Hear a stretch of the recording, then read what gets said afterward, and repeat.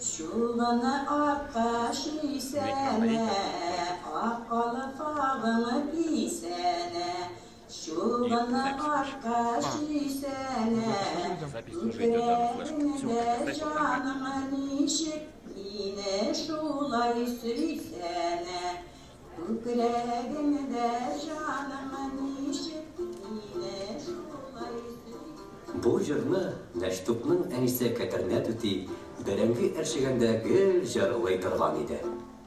Җырның сүзләрендә сагыш, аерылу төсмере булмаса да, әнисенең йөзе нигәдер уйчан булыр, күзләреннән моң түгелер иде. Бу җыру мөгаен сөйкүсе Питер белән икесе арасындагы матур сердер, яшьлек мәхәббәтләре середер. Җырны җырлаганда әнисенең күз алдында Питере белән бергә яшәгән чаклары килә торгандыр да, күңеле сагышланадыр. Питер сугыштан кайтмады. Кәтернә түти берсеннән-берсе яшь 5 бала белән тол калды. Атасының йөзен күрергә дә насыйп булмаган Наштук бүген әнә шул җырны үзе җырлап утыра.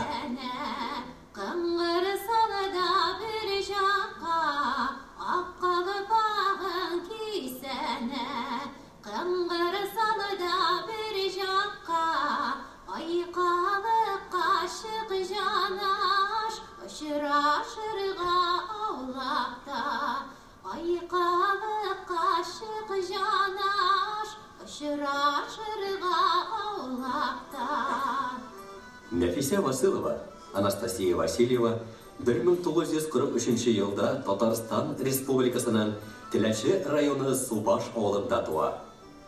1965 елда Нәфисә Василова республика үзешчән сәнгатьнең смотрында катнаша. Һәм инде бу вакытта ук тыңлаучыларны тавышының матурлыгы һәм үзенчәлекле җырлау манерасы белән җәлеп итә. 1969 елда Нәфисә Василова Тассыр дәүләт җыр һәм бию ансамбленә эшкә урнаша. Бу җыр артистлар өчен көнкүреш ягыннан катлаулы еллар иде. Артистларга кунакханәдә тору мөмкинлеге юк. 2-3 ай вагоннарда яшәп, ил гизеп кайталар. Ансамбльнең артистлары да бу газаплы тормышка түзә алмыйча еш алышынып тора. Тормыш авырлыкларыннан яшьтән үк чыныгкангадыр Настя түзә.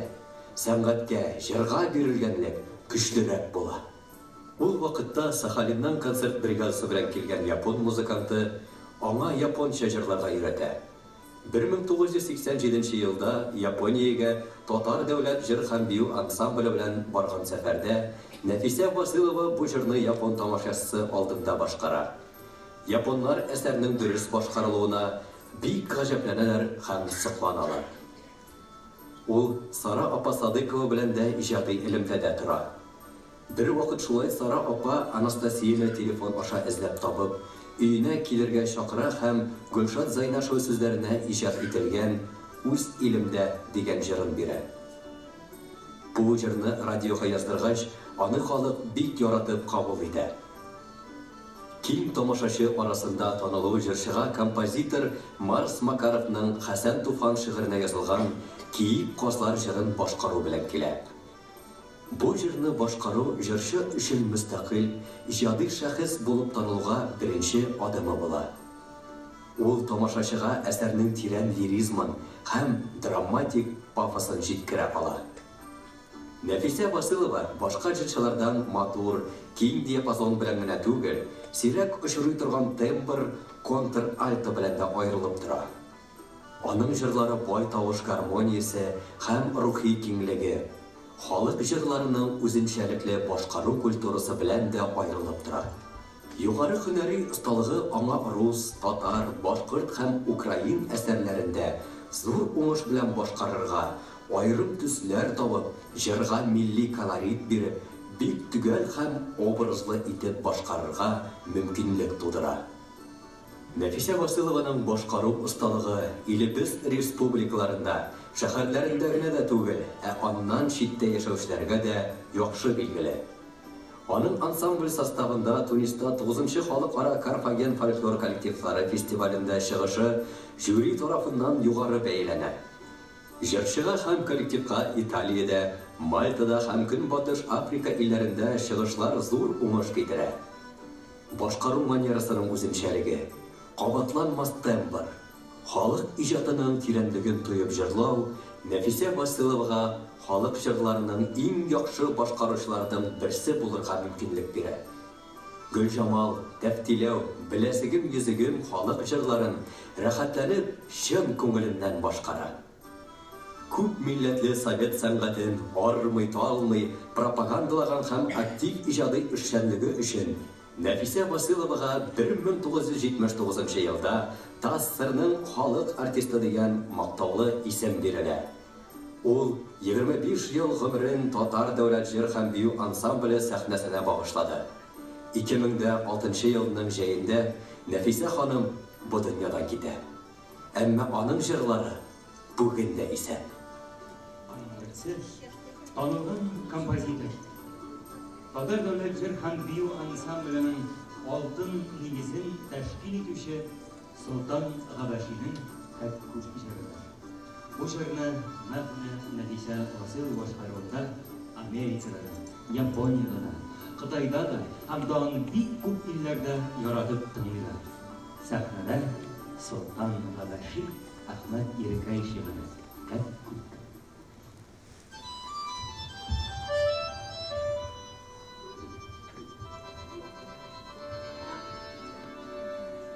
Kökü kışkıra vurmanıda yaş Jir yaşar yaşkıra varda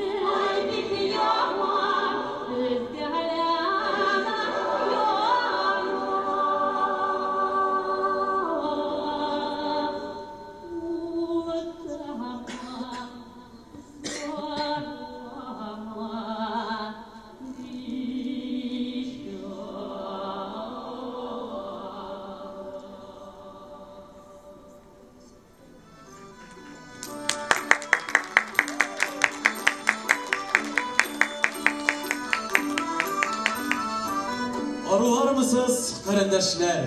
Xayrlı kiş, hürmetli tamaşaçılar. Biz bugün әлеге матур залга җырчы, Татарстан Республикасы Дәүләт җыр һәм бию ансамбле солисты, ТАССРның халык артисты Нәфисә Василова, Анастасия Петровна Васильева истәлеген хөрмәтләү өчен җыелды. Җырчы уникаль таланты аркасында халык хәтерендә яши, яратып искә алына. Қарындашыбызны искә алу кичәсе легендар җырчының тууына 80 ел тулуга багышлана. Бүгенге кичәгә кабатланмас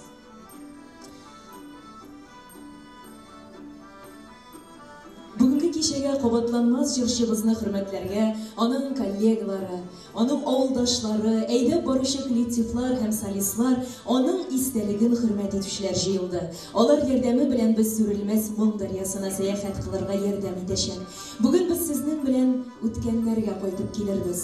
Нәфисә Василова хезмәттәшлек иткән искиткеч шагыйрьләр һәм композиторларны барлап, халык артисткасының язмышы һәм иҗаты белән тыгыз бәйләнгән кешеләрне искә алырбыз. Нәфисә Василованың таланты, җырны чиксез яратуы турында сөйләгәндә, без аның иҗатының башлангычында торган һәм аның белән гомер буе бергә булган шәхесләрне искә төшерми кала алмыйбыз. Үз тамырларына, тарихына, җырга бөек мәхәббәт белән сугарылган тормыш. Кадерле дуслар, бүгенге кичәбез гаилә учагы кебек җылы булсын иде. Сезнең күңелләрегезгә бары тик уңай хисләр генә китерсен иде. Сезгә легендар Нәфисә Василова җырларыннан ләззәт алуыгызны телибез. Хәзер сүз Яков Емельянов исемендәге мәдәни үзәкнең директоры, Республика Керәшен оешмасы башкарма комитеты җитәкчесе Белоусова Людмила Даниловнаға.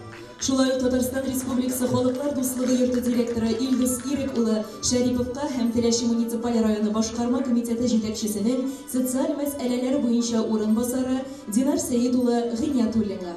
Рәхмәт итегез, хөрмәтле кунакларыбыз.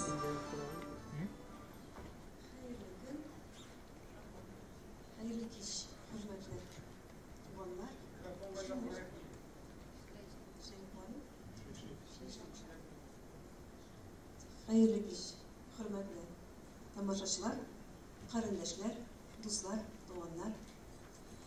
Mene 3-cü yıl indi jırçı Jäkev jurtu üzünün Japon dostlar jığılışkaç degen proyektim alıp bara. Şuşu proyekt kısalarında Tataristan'ın türlü şehir rayonlarında yaşayan Kireşinler karındaşlarımızın oylıklarını uzdırabız. Mene bugün aprel ayında bizning respublikamızda Теләче Kireşinlerin oylığı uza. Bu bik matur bara. Biz onu 1 aprelde açıp jiberdik. Hem mene şuşu oylık kısalarında şuşu Теләче rayonundan çıkan asıl karındaşımız, neslimizin asıl zatı Anastasiya Petrovna Васильеваның, Нәфисә Василованың 80 yıllık юбилейін uzdırarız. Dürüsün etkende onun tuğan günü yanvar ayına doğru kiler. Lakin mene bizning Теләче Kireşinleri aylığında mahsus ona bağışlap, Теләче rayonu bilen birlikte, onun avuldaşları bilen, onun yoktaşları bilen zorlap şuşu kiçeni uzdırırga buldu. Әминді рәхмәт. Şuşu халыклар дуслыгы йортынан безне иргилүче һәр вакыт безне bütün чараларны шулай кабул итә. Әминде менә рәхмәт Теләче районына бүген алар матур делегациялар белән шушы матур кичәгә килгәннәр.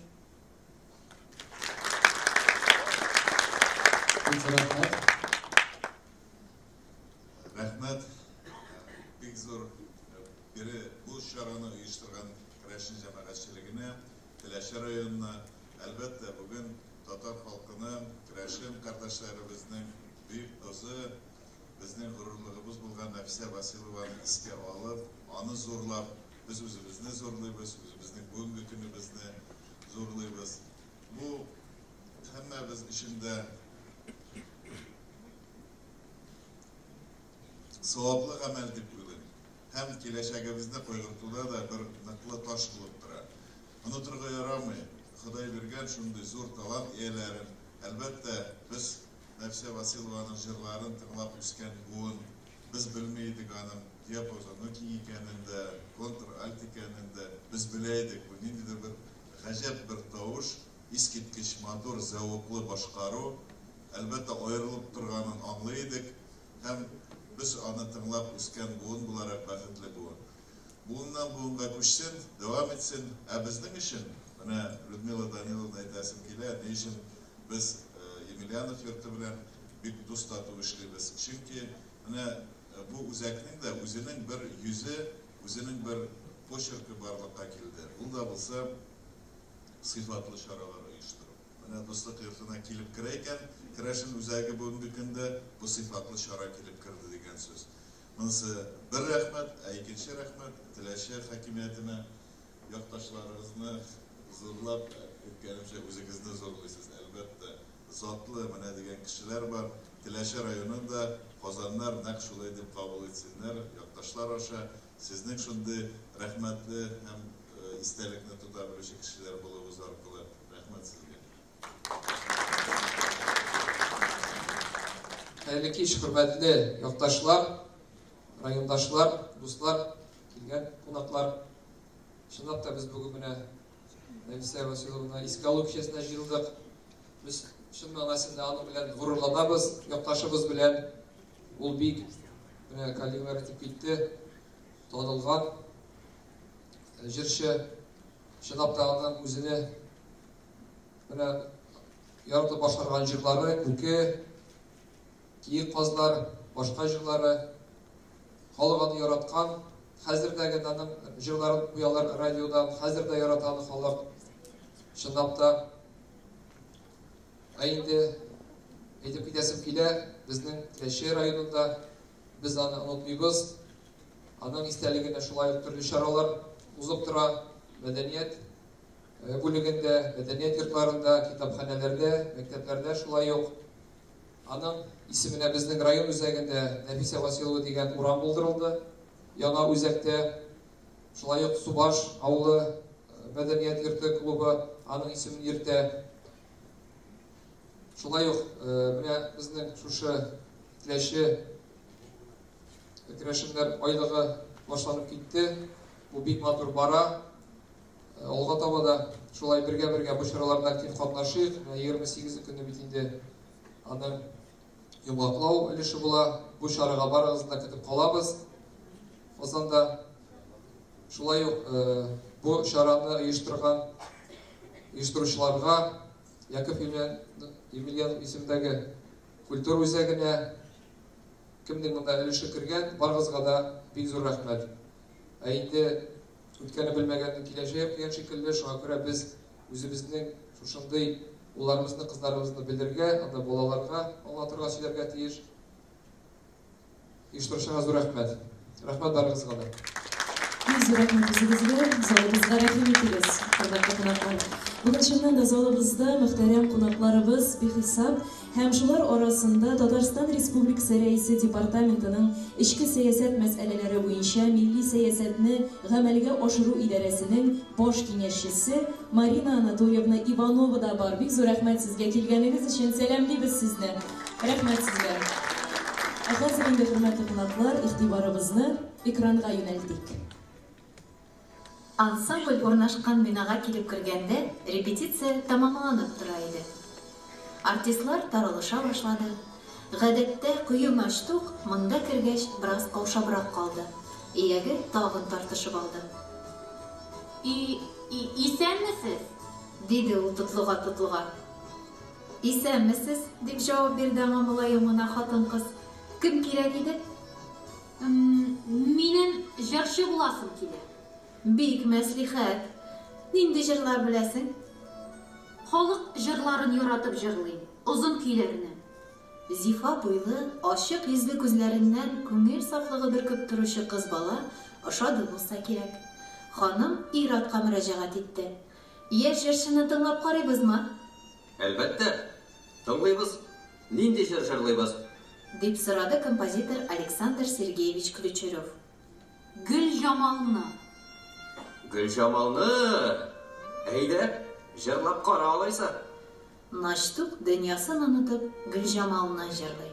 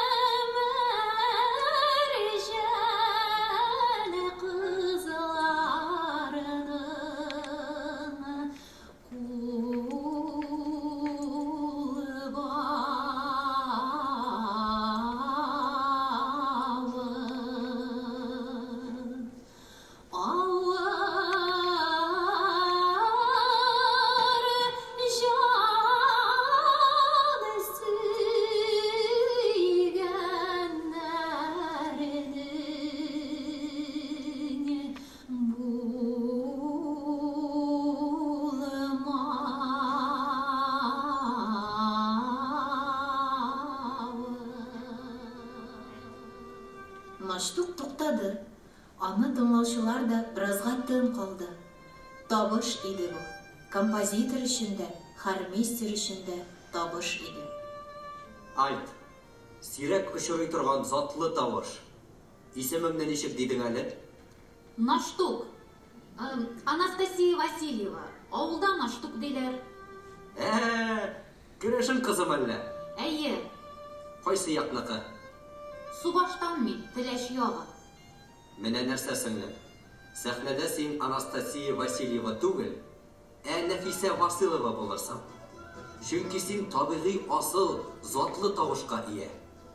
Бер сүз белән әйткәндә, талант, самородок. Шуңа күрә фамилияңда Василова булыр.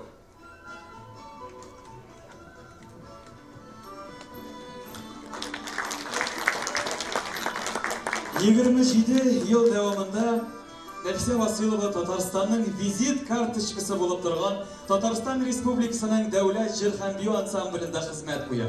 Уникаль вокал мәктәбен үтә һәм аны үзенең бөтен иҗади тормышы дәвамында алып бара. Биредә аның сольный карьерасы башлана. Нәфисә Василова башкаруындагы күп җырлар халык җәүһәрләренә әйләнә һәм хәзер шундыйларның берсе яңгырар. Әхмәт Еркей сүзләренә Солтан Габаши иҗат иткән Кәккүк җыры яңгырый. Александр Ключеров эшкәртүендә. Каршылыгыз сәхнәдә Татарстанның дәүләт җыр һәм бию ансамбле.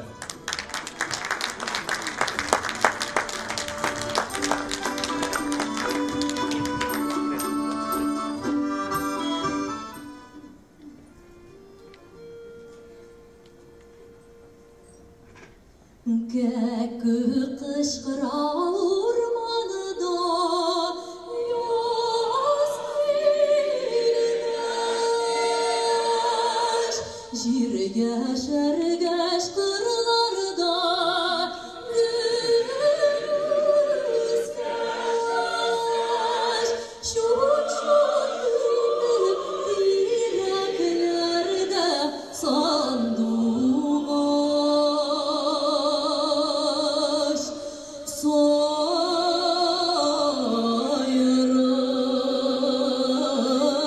сайрый,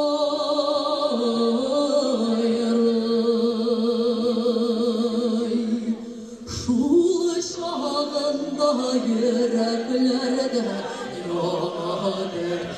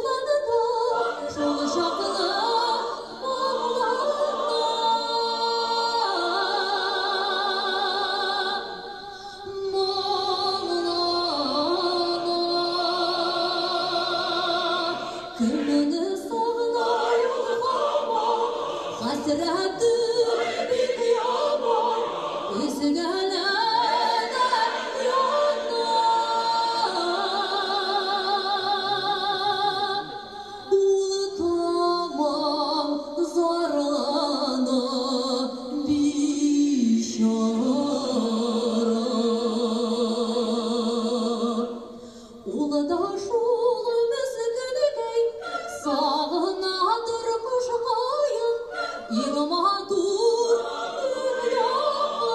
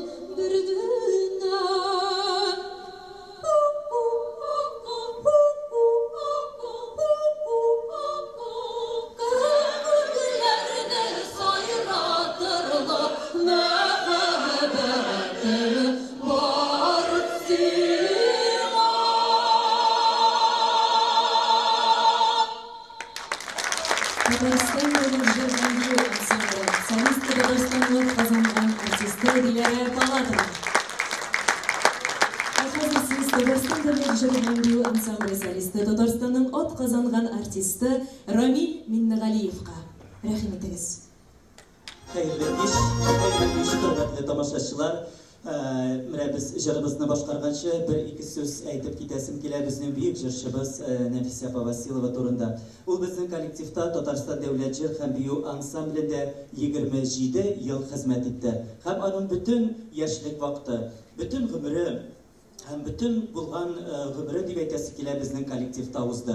27 ел эшләү дәврендә ул безнең совет композиторлары җырлары, татар композиторлары җырларын һәм инде безнең халкыбызның озын җырларын башкарып, Татарстанның районнарында, авылларында, Россия төбәгендә һәм чит илләрдә чыгыш ясады. Менә без инде шушы сәхнәдә торучы җырчылар, аны тыңлап үскән җырчылар, аның моңлы тавышын ишетеп үскән җырчылар, һәм дә кайберләребез аның белән әле бераз гына эшләп алган җырчылар да бар. Һәм инде менә без шушы эстафетаны дәвам итеп, Нәфисә апаның җырларын дәвам итеп, халкыбызга ирештереп, тагын да киләсе елларда аныңча, аның теләгәнчә башкарып, аның моңнарын кушып, шулай матур иттереп халкыбызга хезмәт итәрбез дип әйтәсем килә. Нәфисә апаның шушындай матур иҗаты безнең күңелләребездә мәңге яшәсен иде. Бик рәхмәт сезгә. Хөрмәтле дуслар, ансамбль башкаруында татар халык җыры "Дусларым" яңгырый.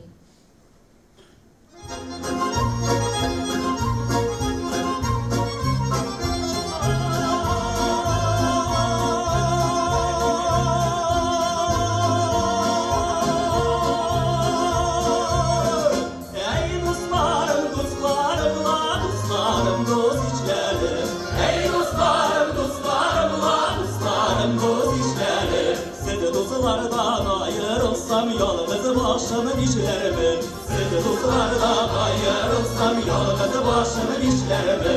Ey dostlarım, dostlarımla, dostlarım değerlerim.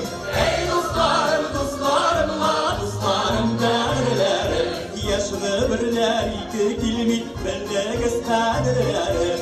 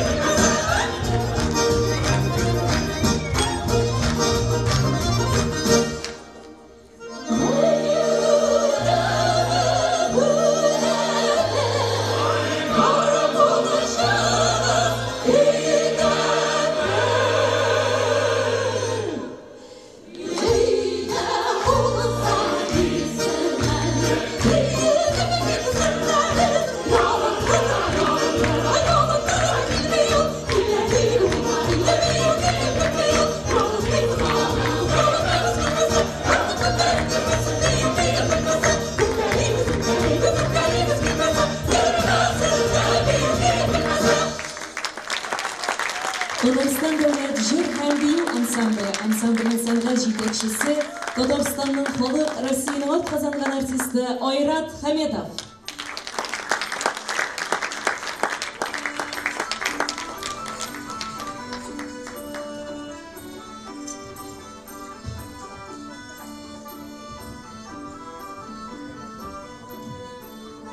Бик күп еллар дәврендә Нәфисә Василова Татарстан Республикасының дәүләт җыр һәм бию ансамбленең сәнгать җитәкчесе, Россия Федерациясының халык артисты, Россия Федерациясының атказанган сәнгать эшлеклесе Лима Галиевна Кустабаева, Татарстан Республикасының дәүләт җыр һәм бию ансамбле баш хормейстеры, Татарстанның халык артисты Венера Хәсәнова Гәрәева белән дә тыгыз бәйләнештә була. Һәм бүген дә легендар җырчыны искә алырга һәм аның турындагы истәлекләре белән уртаклашырга Россия Федерациясының халык артисты, Россия Федерациясының атказанган сәнгать эшлеклесе Лима Галиевна Кустабаева да килде. Рәхим итегез, сүз сезгә.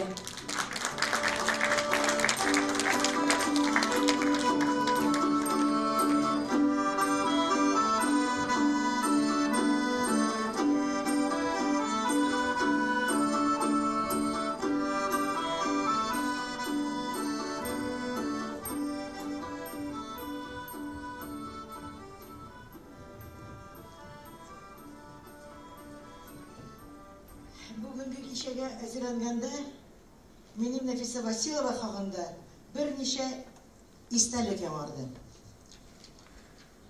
Мин бәхетле заманда эшләдем. Минем белән янәшә мин бик яраткан, мин бик югары бәйләнгән кешеләр бар иде. Һәм мин талантлы шәхесләр үстерү өчен бөтен иҗатымны багышланган заман иде ул. Нәфисә Василова шундый талантлы шәхесләрдән берсе булды. Ул үзенчәлекле контральта тавышы белән бер вакытта бик халыкчан һәм бик югары академик башкару осталыгы белән, югары зәвык белән тан калдыра иде.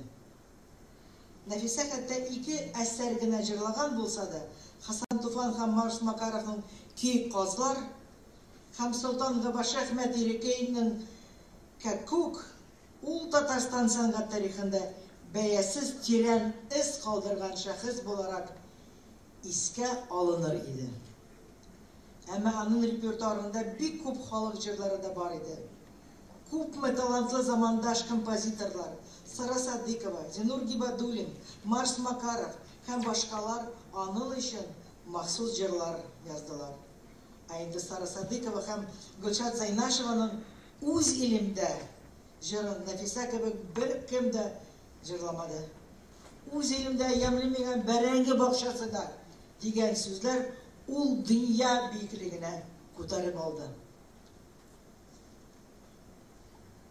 Чит илләргә гастроль белән чыккан вакытта Нәфисәнең таланты тагын да яңаша күренә иде. Мәсәлән, Тунисның борынгы Карфаген амфитеатрында, төнге йолдызлы күк астында аның "Кәкүк" җыры бөтен дөнья тамашачысын әсир иткән иде. Бик югары вокал һәм хор сәнгате белән данлыклы булган Германия, Чехия, Польша, Япония, Бөек Британия кебек илләрдә Нәфисәнең җыры тан калдыра иде.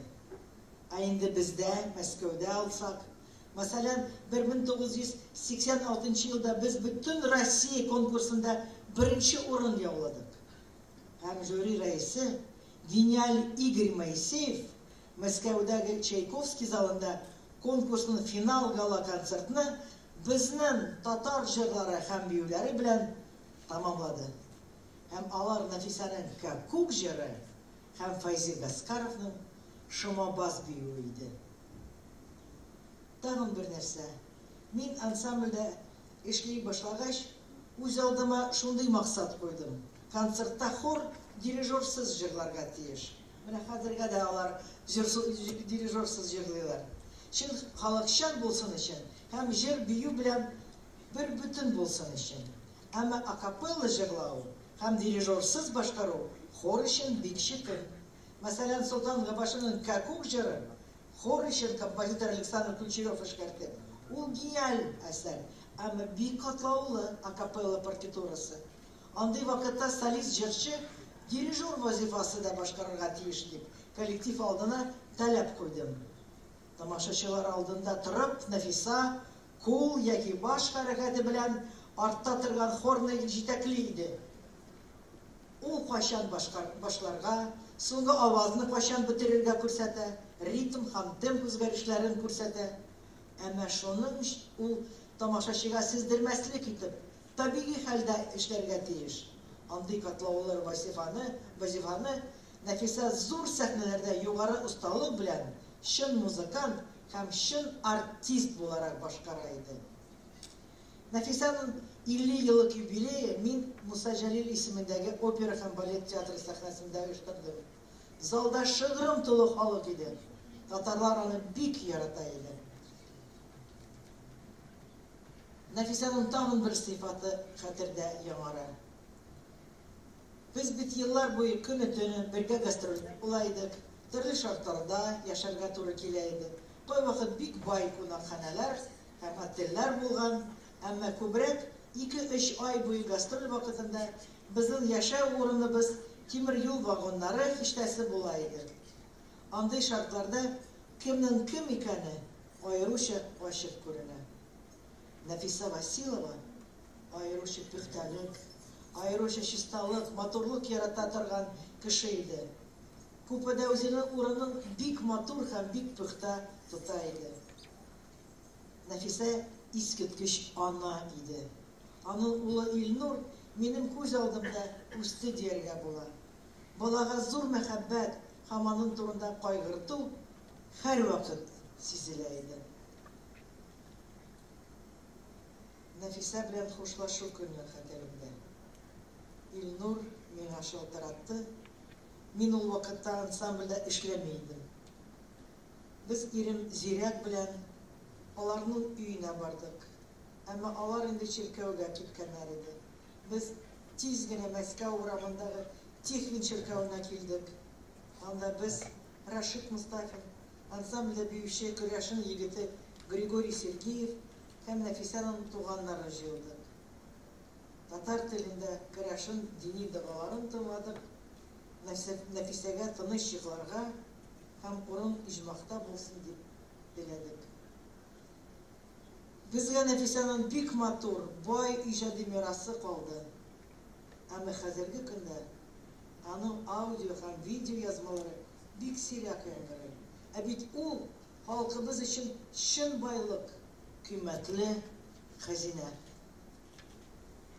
Нәфисә сәнгатьне бик ярата иде. Сәхнәне бик ярата иде. Һәм халык һәр вакыт аңа үзенең мәхәббәтен һәм алкышларын бүләк итә иде. Менә шушы сүзләр кабатланмас сәнгать остасы Нәфисә Василова рухына дуга булып ирешсен. Demek Ali'miz bik жылы һәм бик озак истәлекләрегез өчен бик зур рәхмәт сезгә, залыгызга рәхим итегез. Хөрмәтле тамашачылар, сезнең өчен тормыштан суын масин дигән бик матур җыр яңгырый. Фәнис Яруллин сүзләре, Марс Макаров кие. Башкара Татарстанның атказанган артисты, Татарстан дәүләт җыр һәм бию ансамбле солисты, асыл кәрендәшебез Зоя Борисова. Баянда Марсель Вахитов.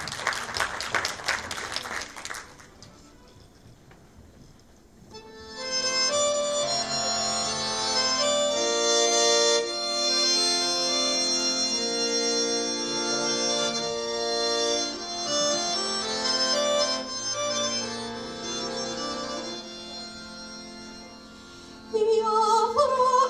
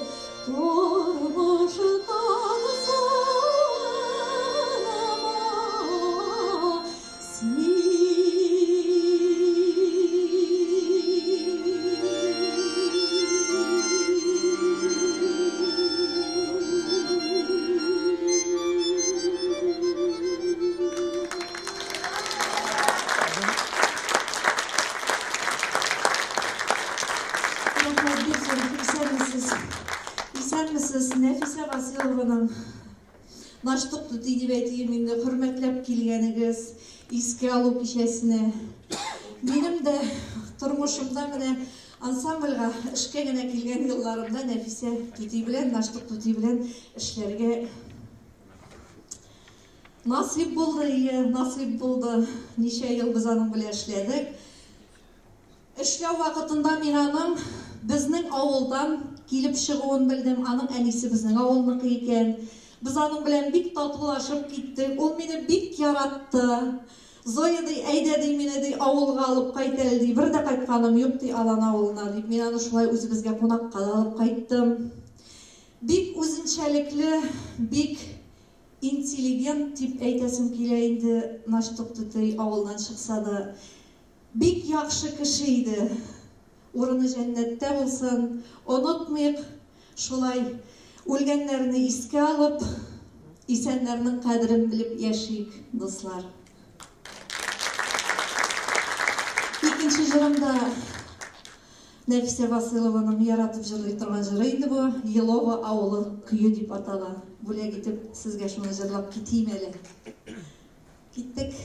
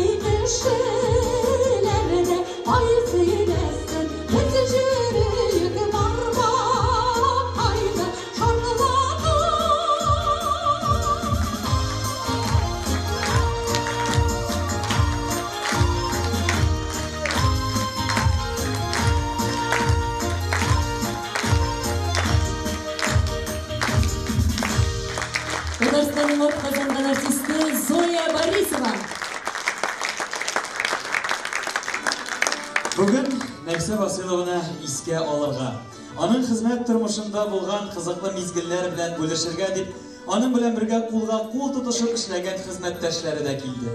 Сүз Татарстанның халык артисты Шамил Әхмәтҗановка бирелә. Рәхим итегез, Шамил абый.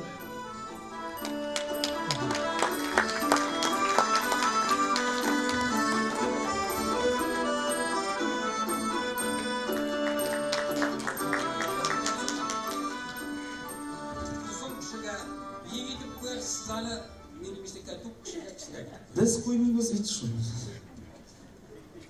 Менә мин үземне бүгенге көндә ничек бәхетле түгел дип әйтим. Мин бик күп еллар шушы Нәфисә Нәштүк белән бергә култынып эшләгән кеше. Ул мәрхүмә иртәрәк китте. Нишәтәсең аны? Менә бер халыкта бер сүз бар бит. Сыерны савалар да сөте биткәч ит комбинатына тапшыралар. Аның әле эшләрдә хуты бар иде. Менә мин әле бүген дә ул генә. Рәхәтләндереп эшли аладыр, чөнки мондый сирәк тавыш Татарстанда гына түгел, Россиядә дә бик сирәк. Без бит бергә Россия күләмендә фестивальдә узган вакытта 25 коллектив Россия буенча очрашып бергә ярышып чыгыш ясый торган иде. Шунда килгән артистлар шак катып тыңлый торган иде Нәфисәне. Какой голос! Менә мин бүгенге көндә анализ ясаган вакытта Нәфисәбез безнең үзе эшләгән вакытка тиешле дәрәҗәсенә алып китә алмады. Ул Татарстан күләмендә генә түгел, Россия күләмендәге халык артисткасы исемен алырга тиешле ханым иде. Минем җаным әрнеп бин моны әйтә алам. Ул андый кеше буларак та шул кадәр яхшы кеше иде. Ул кешедән көнләшми бер вакытта ул саран түгел иде. Чит илләргә чыккан вакытта бит инде бер-берне күзәтәсе килә. Монда бездә сырда булмаган әйберләрне безгә күргәч, чит илгә чыккачыннан күзләребез маңгайга менә иде. Сатулашадыр. Менә Нәфисә бер вакытта да сатулаша белмәде. Аның шундый бер хылкы бар иде, шый икән әйбер. Киләдә акчасын түлидә ала иде. Монда сирәк кеше. Бик ул бүтән яктан да сирәк иде. Ул менә булай караганда тормышта инде.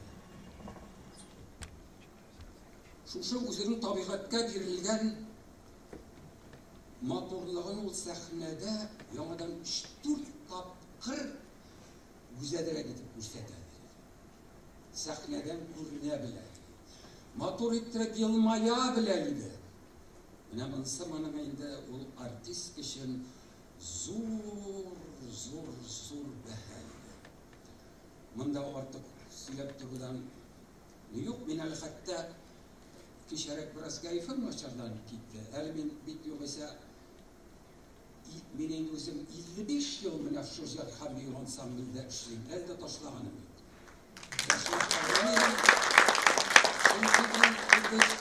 Bu benim ikinci yurtum. Şulaydı. Malay bulup gelip girdim, babay bulup yürüyüm. Bu bir sur var. Şuna göre rahmet hocalarga hazırlıklarında elgide çünkü kişinin mene şu Nefisә şekilli kişilerin eğer de o özünün icatın ortaklaşada algan bulur idi. Nişik ettirip alımların Рәшен жырында да, татар жырында да ул күрсәтә алган. Мин шуңа күрә менә шушы последний магикам дигән бер сүз бар бит. Шундый формада әле мине бераз топ калыйлар. Менә сайыслар белән ишетәм, ишемдә нинди ярдәм итәргә мөмкинлегем бар. Булышырга тырышам. Әле бүген мин бер уйлаган идем. Бер рәхәтләнеп, бер җырлап та алыйм икән дип. Әмма ләкин bir yol var. жыртқа жоқ деген болалар бар. Мен енді ана элеккеге ансамбльге келіп кірдім, ол кірді 69-да, мен кірдім 67-де. Мен келіп кіргенде қатырленбекке ақша. Ол тетіге тауышылударына түгіл, тауыштың анын сатылығы. Ол истәлікте болса, әгерде мен бүгінгі күнде шушы ансамбльге кірген вақыттағы сақ тауышым білен жырлай алырдай болса, мен қазір Нәфисеге бүтін жүрегімді ашып салған. Çünkü ben soңғы тұрмышқа Tahir Яқуповты да ұзаттым. Вафат болар алдынан бір айлық мен аның қалым білдім. Анларым жаңын білен өзіме шағын айтамын Tahir, шақыстыру үшін мені. Теге тауыш дегеннен. Нені кішілерінің ансамбль тарихından біз бейт ұғалттық. Қайсы бірсілерді? Үзе ердем етікте кетерге, қайсы бізге Құдай. Сонда мен аңа біздің ұртақ жырымыз бар еді. Tahir bilen. Men aldağına yazdırgan edim, Urman, keyin Tatar halk jırın. Ondan sonra Tahir yazdırdı. Şundan oturduk bir uzakta, Vatanın Tatarsın redaktörü var idi. Şundan oturatıp baş, men aytım Tahir. Ayda men aytım birge şu Urman jırın jırlaygaly degeç, bir kızık söz aytıp boldu. Şami sen meni tavuşum yuvaltkan deb bilip urmayamam. Menim bugün жырлайсым келмейді. Үш жырласы келмейден түгіл, Tahir'nin халі бейт нашар еді. Міне, бүгін де біраз енді бейт қазір меға ершіні қатыртыс түгіл, 82 yaşında Ураза айында мұнда ауыз көтеріп, жырлап тұратырған қарт түгіл бейтеді. Міне шуңа көре Нәфисеге менің ең жылы сөздерімді айтасым келді. Мен аңа Güler ağırından da gülerge degen söz maturduğunu, vefat bulu degen söz var. Bizim çekingeçler de verdim. Ulullar şaşırki ben ondan doğrağıyım. Uzata da vurulmadım ben bilmeyle kaldım. Mene şuşundi, güreşin dostlarımızın, şuşundi ulu şahsı var ya. Bu ettim iş. Şundi ilahi bir kişi tanış çıkmasın, urnu yumuşak bulsun, paralı gürleri yaptı bulsun. Şunun bir vakitte da halk ömründen nefislerini düşürmesin. Çok rahmet size. Amin. Şulay olsun. Hezrinde Nefise Vasılova turundagi istelikleri bilen ortaklaşır için sahnege Tatarstan'ın ot kazangan artisti Feridovi Mirzanurov'ni çağırabız. Rahim etiniz.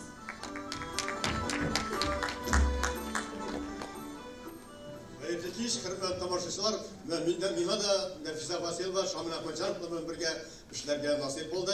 Benim için bir zor mektep oldu. Onlar beni öğrettiler, ben onlardan öğrendim elbette. Nefise Vasılova kelgende indi biz elbette bilen Mugallim'de edip gitti. Birinci orunu alıp gitti. Şunda o vakitte ansambller konkursu indi. Onda solistlerin de niteler ya. Nefise Vasılova bütün kişi arasında birinci solisti Nefise Vasılova diler ya. Bir nerse işte kalgan Şımgız'a gitmez o vakitte тоже jürideydi. Bu Nefise Vasılova, kontran tavuşu ne только Kazan'dağına, Tatarstan'dağına, bütün dünyada sürek tavuşları deyip eytedir. Hem şunda Nefise Vasılova, Şamil Ahmetcanov, Minigül Zakiyevalı var.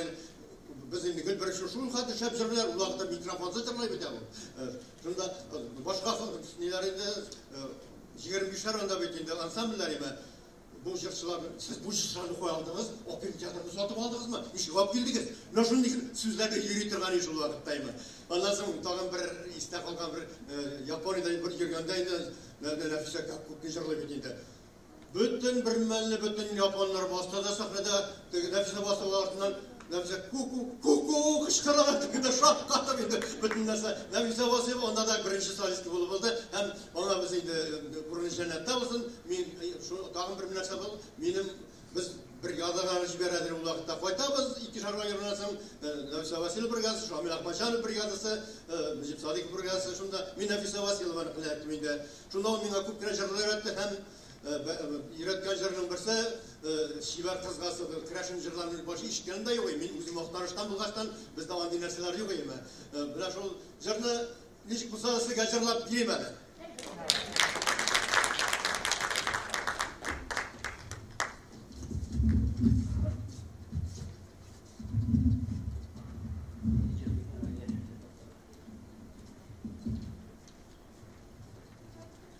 Bu jırda birinçiler var, bir say iştimal.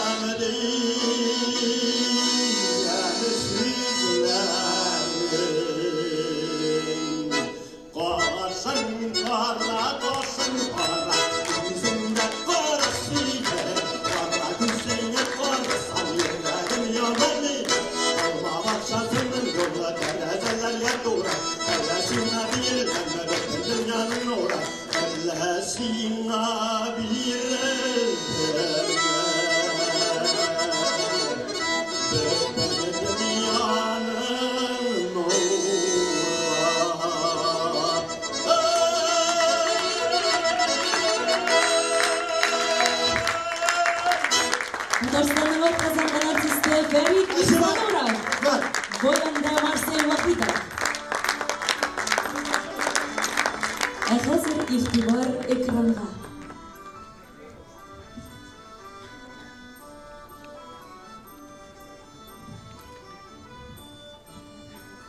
Туган яр.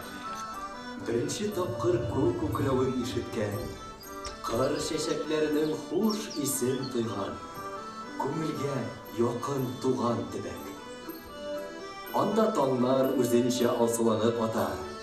Бар нәрсә җанга якын. Дулкынландыргыч. Туган яр ул ата-баба нигезе. Син анда беренче тапкыр ана сөтенең хуш исе икмәкнең тәмен тоясың. Туган яр ул син тәүге тапкыр атлап киткән урам. Шул урамда бергә уйнап үскән дусларың. Урамны яңгыратып, җырлаган җырларың.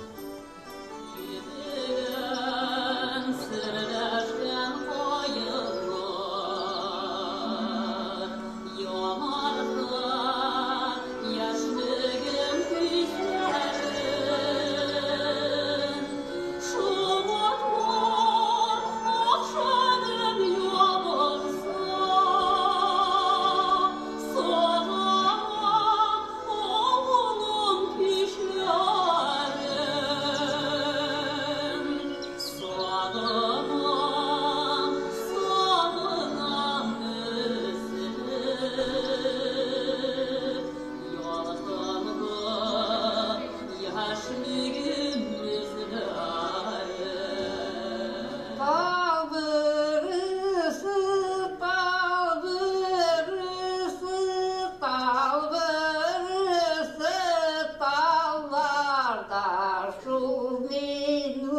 туған ауылымда подурыстап қайларда. Наштықның дос қызы бірге ойнап өстірміз, шешмеге бірге түсті. Шына кесмеге енді, шында бірге түседірек біздің неденелер түседірек біздің тақырыптан ғана сұлайғына енді біздің өйлер қарсы. Ол кіріп жетедір, янары ол кірмесе, мен кірмей тұрсам, енді қысқарадыр. Сенде ана не кірмедің енді бізге? Ойнарға түсеміз деп. Әте ясап бергені бізге ағаш бұқша, оқудан қайтуға да әлерден қосып түсіп кетеміз неге, су ойынан шуарға, сол ағаш бұқша білер. Аны дептерлер бұйалып өтедір енді, білеміз, солай ойнап өстір енді аны білер. Бек тату болды. Біздің бірінші классқа бірге бір парталарда отырдық енді. Біздің бірінші оқытушымыз Кузьма Тимофеевич енді, мәрхүмдер енді аларымыз. Оқу жылдары бірінші класста бетіндерді бүтін нәрсені біліп те бітіріп болмай бетеді. Екінші класстарда біздің шушынды бұл біздің олы пасқы бейремі бетінде. Бізге көтертмелі шабата кегертіп қоялар еді әбелер, қапқа түбіне шығарып бастырып қоялар. Біз енді орам бойыншалы көке жеп үйрей алмадық. Көтермелі шабаталар біледі. Ол вақытта бет ташулар, шеп, улканалар, өзін тұшып кетештің біздің қорқалар шығарып жіберілге дейінді. Біздің шол 4-ші классқа біз бірге оқыдық. Бір партада отырдық біз ағам білемін, яқшы оқыды енді, сөз ойнаны. Бек матур yazarlar yok. Anam yalığına müziklanabilir. Turmuş ağır, kıyergeydir yok. Biz bütün yalan aç kalgan balar şekilde kaldık. Yalan ayakta. Üske kıyerge kıyım yok.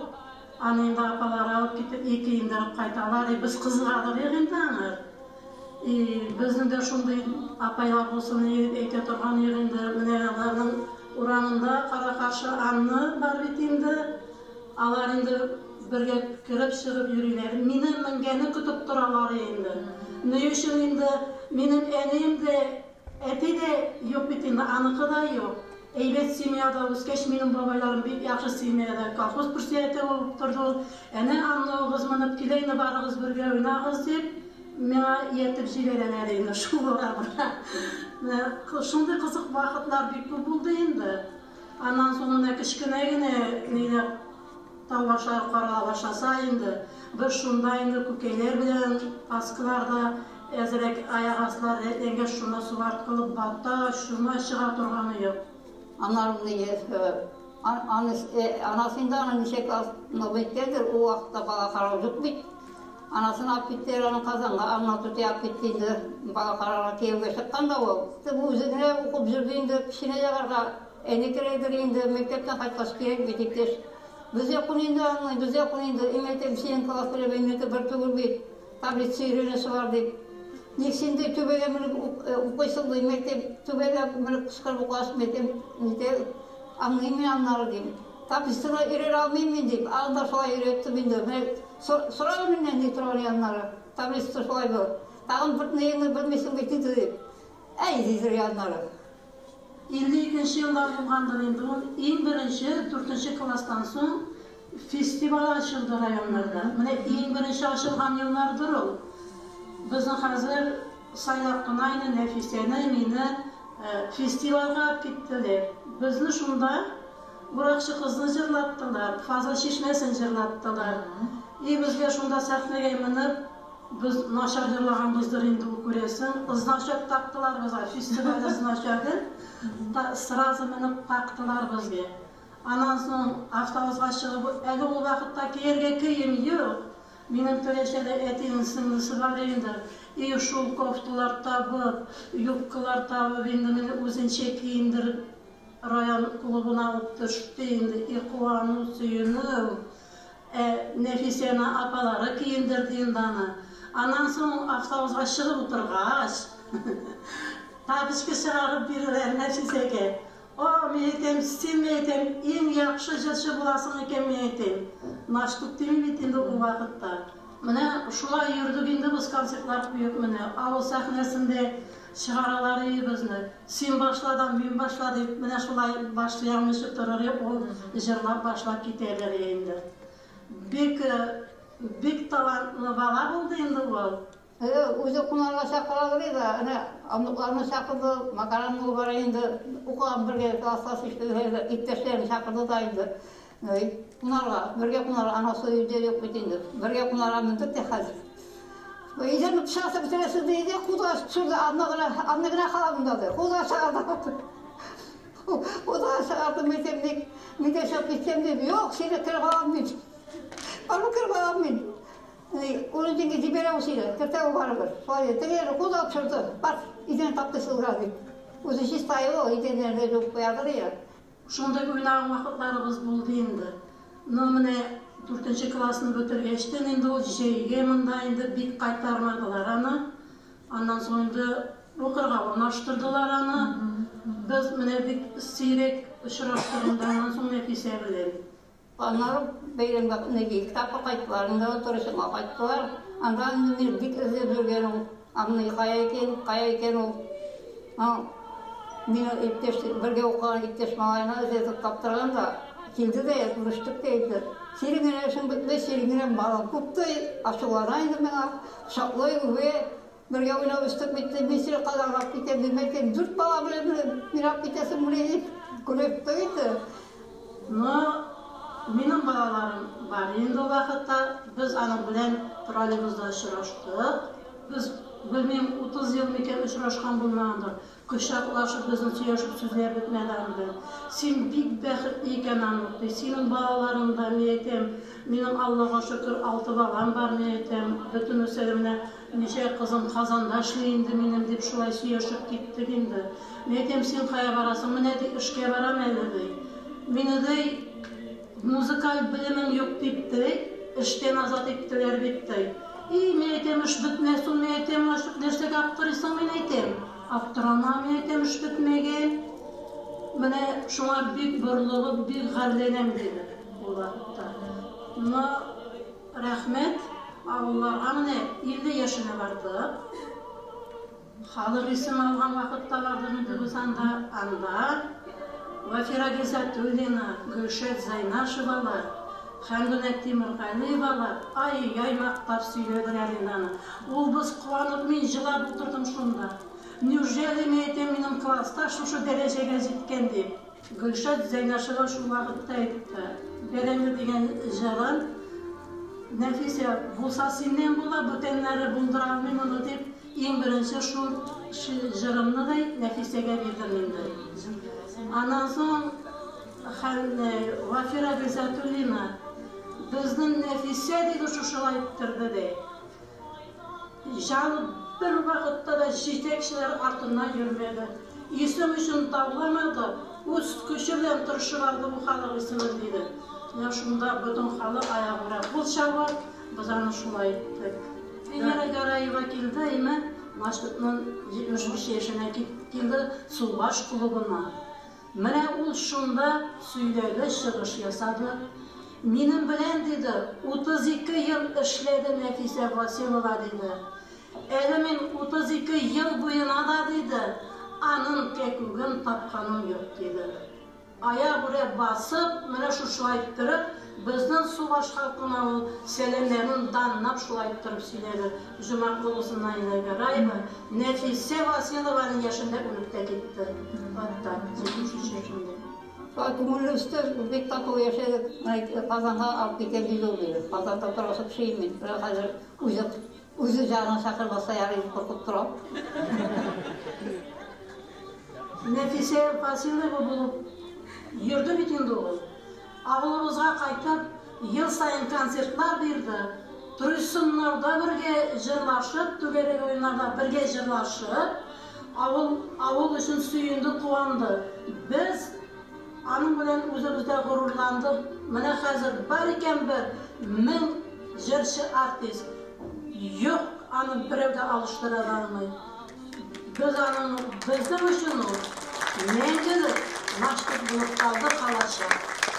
Ertelerde tımam, kişte tımam, bu tımanlar son bilmem ne bolğan. Bir küplerde tır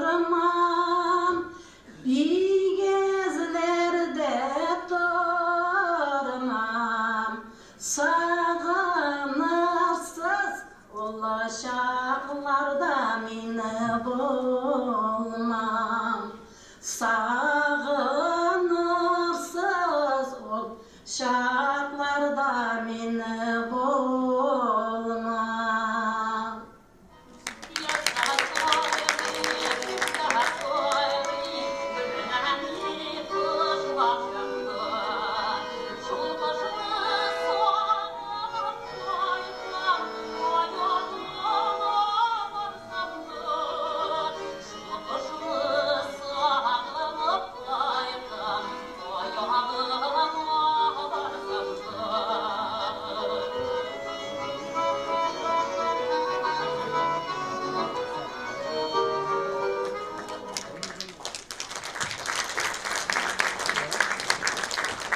Менә шулай, хөрмәтле тамашачылар, субашлылар күңелендә, дуслары, классташлары хәтерендә Нәфисә Василова һаман да исән, һаман да яши.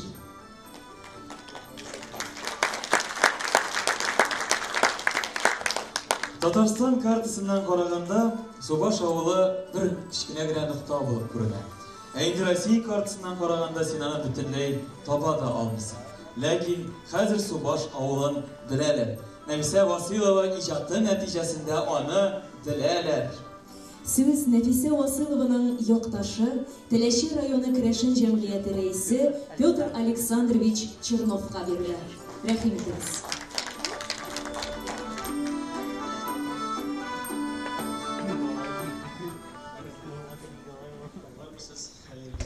Кич хөрмәтле тамашачылар, кунаклар, карындашлар. Бүген менә шундый искиткеч искә алу юбилей кичәсендә утырабыз. Әлбәттә инде мин үзем сүткән юмакны барысында сөйләп бетерә яздылар. Бик матур гына безнең менә улы кешеләребез, Нәфисә Василованың классташлары, дуслары бу әйбергә игътибар иттеләр. Әмма ләкин үземнең Насип Тутабызның Субаш авылыннан сезгә зур сәламнәрен, рәхмәтләрен алып килдем. Бүген инде чыннан да аңар 80 яшь, быелгы елда 80 яшь булган булыр иде. Бу әлбәттә зур дата бит. Әлбәттә менә искәртеп киттеләр. Артистларыбыз безнең инде чыннан да әле 80 яшьтә дә иҗат итәргә булыр иде дип. Чыннан да әле безнең арабыздан ул бик иртә китеп барды. Шулай да менә Субаш халкының ничек генә искә алганын, ничек хәтерләгәнен, хөрмәтләгәнен без инде бүген сәхнәдән, экраннан күреп киттек. Әлбәттә, мин инде аны кабатлап тормыйм, шулай да менә уйлап утырдым, чыннан да аның менә кайчан соң без иң соңгы тапкыр Нәфисә Василова белән, Анастасия Василова белән очраштык дип. Русой сәлмә Наштук дигән дәрәҗәдә инде безгә ул шулай бик якын, чөнки инде Наштук Тутабызны әйтеп киткәнчә безнең авылда зурлаучы, зур шәхес икәнен дә беләбез. Шулай Субаш авылында ул бит инде әйтеп китмәделәр инде монда Субаш авылында 7 еллык мәктәпне тәмамлап китте бит инде ул Казанга киткән. Менә шушында без шушы мәктәпнең 100 еллыгын үткәреп биргән вакытта без аны зурлап, хөрмәтләп инде менә үзебезнең чакырдык, аның безнең укучы буларак. Башта әлбәттә кыек-мыеграк инде шулай сөйләште. Мин бит сәхнә кешесе, мин куелырга тиеш, миңа режиссура кирәк, сәрдән безне читләштерергә тырышты. Ул вакытта инде ул сәхнәдән дирәк читләшә башлаган вакытлар иде. Ул бөтенләй инде теге сәхнәгә чыгып, сәхнәдән чыгышлар ясамый башлаган иде. Анда да искәртте инде ул минем инде тавышымда утырды, һәм башкасы да әйтеп китте. Шулай да программаны сорап алгач, үзенең кайда чыгыш ясасын сызыклап билгеләгәч, ул инде менә авылга кайтырга безгә теләк белдерде. Безнең өчен бик мәртәбә зур әйбергә, конечно. Авылда эштек нәрсә кайта икән дип, эштек аларның кушаматлары, Питердә белән Кәтәрнәтнең кушаматы, эштек Питер, эштек Кәтәрнәсе дип, без аны эштек Наштук дип йөртә торган идек инде. Чөнки Наштуклар авылда берничә, һәм һәрхәлдә без инде аның менә ассызыклап, аның кем икәнен шуннан белә идек. Шуннан соң кайткачтан инде аның теге кеше икәнен, менә чиста кеше икәнен күрдек инде. Бик матур гына киенеп, бик сазлы пычрак вакыты, яңгыр явып тора иде вакытта. Biz аны сәхнәсен урамга көйләдек бит инде мәктәп алдында, авылның уртасына. Шул вакытта безнең Наштугыбыз кайтып төште, бик матур концерт күлмәгеннән, безнең авылда андый күлмәкләрне күргән дә булмагандыр әле вакытта. Шундый инде нечкә туфли, үпчәле туфлиләрен киеп инде, шундый сазны чырып, безнең мәктәпкә килеп керде дә инде шунда. Кирәк менә сүзләр дә ишеттек инде хайран гына. Әйтеп китәргә кирәк. менә шундый нечкәлек белән, шундый матур йөреш белән сәхнәгә менеп, үзенең моңлы тавышларын безнең бөтен авылга яңгыратты шул вакытта. И безнең менә бу аның белән соңгы очрашуыбыз булган икән дип менә хәзер искә алып утырдым әле. Анда сөйләгәннәр тыңлап утырган. Шуннан без суманы без аны күрмәдек инде. Ну башка булган бөтен хатирәләрне дә сөйләп чыктылар. Әлбәттә инде без урланабыз. Безнең авылда менә күрәсез, безнең аның иптәшләре дә, классташлары да матур итеп җырлап күрсәттеләр. Моң чишмәсе, саф һавасы су башының әлбәттә аларга да тәэсир иткәндер. Безнең Наштук тутагыз инде да хөрмәтләдек һәм аның җырлары авыл үстендә яңгырап тора кебек. И мин үзем менә артистларга тыңларга туры килде, аны тавышы белән чагыштырып карыйм. Чыннан да аңа якын килә торган матур тавышларны табуы, ишетүе бик авыр. Әлбәттә җырларыбыз күп, көчле җырларыбыз күп. Ну, бу үзенә күрә менә. Аны диапазон диләр, киң җырлаучы диләр инде. Ну, шулай да карамастан ул халык күңеленә үтеп керә белгән. Аны бит бернинди җыр дөньясында аңламаган, ишетмәгән, анализ ялмаган торган кешеләр дә матур иттереп, тыңлап, үзенә кабул итеп, зурлап, хөрмәтләп, шулай иттереп искә алабыз без аны. Әлбәттә, бер кичәдән сыз узмый, без аның җатын өйрәнәбез, концертларда аның җырларын тыңлыйбыз. Менә мин укыган вакытта алар Әлфия Абзалова белән икесе авылга кайтып төштеләр. Әлбәттә, инде алардан узып баргандардырмы, гастроль булгандырмы, безнең кичкенә генә бурадан эшләнгән авыл клубы бит инде анда берничә дистә кеше сыйгандыр инде. И шунда аны Әлфия Абзалова ничектер аны клубка тартып кертә алды. Ул инде каршы килгән, ардым дигән форматта без була кешелек. И шунда аның тавышын беренче тапкыр менә чын артист тавышын шул кичкенә генә клуб сәхнәсендә бернинди музыка коралсыз, гармонсыз ишетеп, шафак атып менә бүген дә минем күңелемдә саклый. Әлбәттә, менә шушы чараны оештырган безнең җитәкчеләребез, Людмила Даниловна, Яков Емельян йорты директоры Елена Кашаповаларга мин шушындый матур истәлекле кичә уздырганнар өчен бик зур рәхмәтемне бөтен авыл халкы исеменнән әйтәм. Бик зур рәхмәт сезгә. Бик зур рәхмәт сезгә. Субашка безнең кайнашсалар.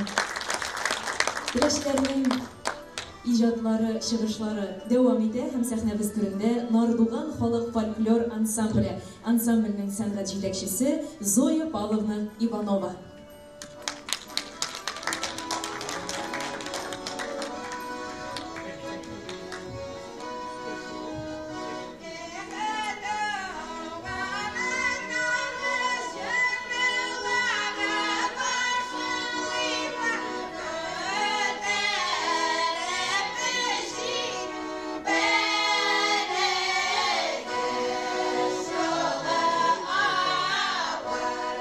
Say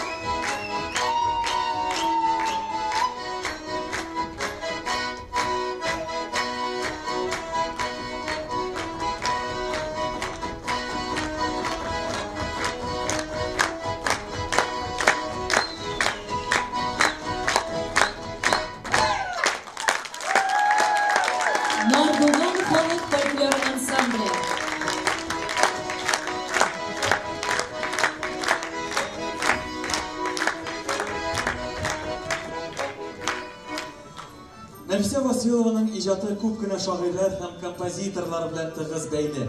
Аның турында сөйләгәндә композиторлар Сара Садыкова, Марс Макаров турында әйтмичә без булдыра алмыйбыз. Үз илемдә һәм киек казлар җырлары чын мәгънәсендә халык җырларына әверелде. Һәм авторлар үзләре дә Нәфисә Василова башкаруында бу җырлар эталон, бу иң яхшы башкару дип санаганнар. Әйдәгез, легендар җырчы Нәфисә Василова башкаруындагы бу җырларны бергәләп искә төшерик. Игътибар экранга.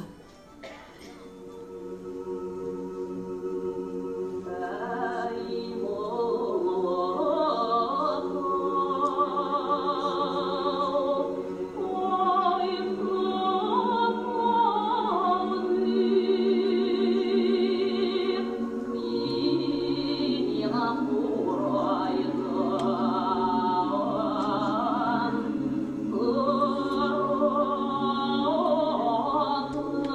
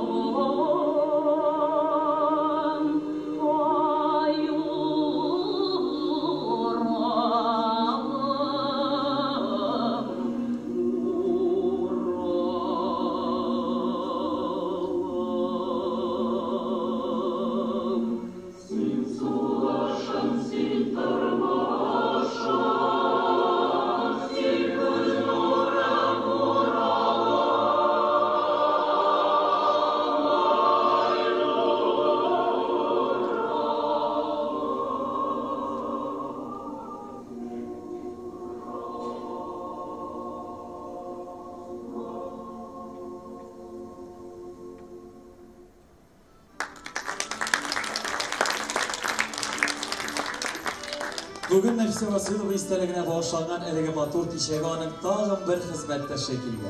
Ул Нәфисә Василова белән Татарстан дәүләт җыр һәм бию ансамблендә бергә эшләгән, бергә хорда җырлаганнар һәм хәтта гастрольләргә чыкканда кунакханәдә бер бүлмәдә яшәү бәхетенә дә ирешкән шәхес. Димәк, аның моңлы сандугачыбыз турында истәлекләре дә, серләре дә бехисаптыр.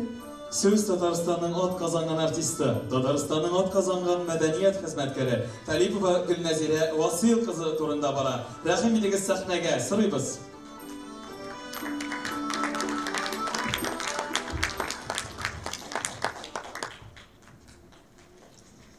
Hayırlı kеш, hürmetli dostlar, hürmetli konaklar. Şunlapta mene bugün şunday matur beyramda qatnaşuubuz bilen biz bek bәхетле. Şol kadar mene istelikler hem indi minde mene Nefise kibek mene Nefiseler bilen Tahir Yakupovlar bilen Zeytuna Gamovalar